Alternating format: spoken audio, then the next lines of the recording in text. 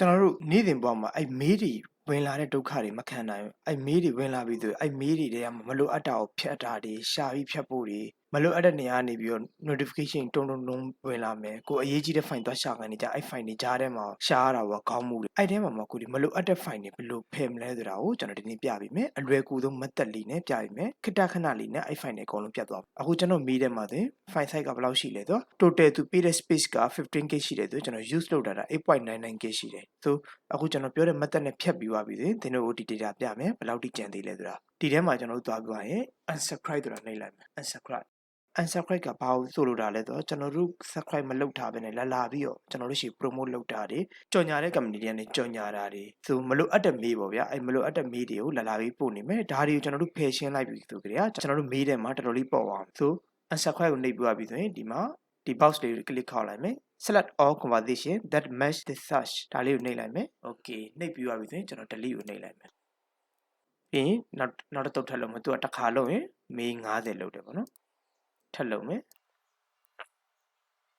ဘယ်လောက်တော့မဟုတ်လား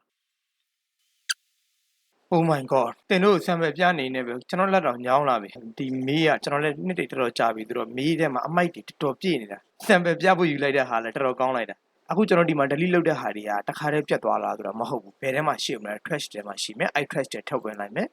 ကောင်းပြီကျွန်တော်တို့ trash ထဲဝင်ပြီးသွားရင်ဒီထဲမှာလာပြီးတော့ oscillate ပေးမယ် select all 6130 conversation in trash okay နှိပ်လိုက်မယ်နှိပ်ပြီးသွားရင်အကုန်လုံးကိုကျွန်တော်ဖြတ်ချလိုက်မှာပေါ့နော်ခေခဏစောက်ပေးရအောင်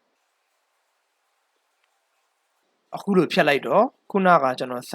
ဝင်တဲ့ချိန်မှာ 8.99k ရှိတယ်ပေါ့နော်အခု 8.42k ပဲကျန်တော့တယ်ဒါပေမဲ့ထပ်ဖြတ်လို့ရသေးတယ်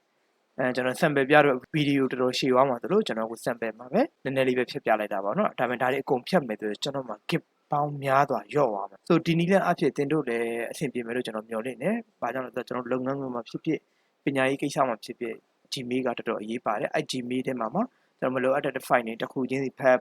click ခေါက်ဒါမျိုးတွေ click ခေါက်ပြီးတော့ကျွန်တော်တို့ delete လုပ်မယ်ဆိုရင်တော့အဆင်မပြေဘူးပြမန်းတယ်ဆို unsubscribe တွေကို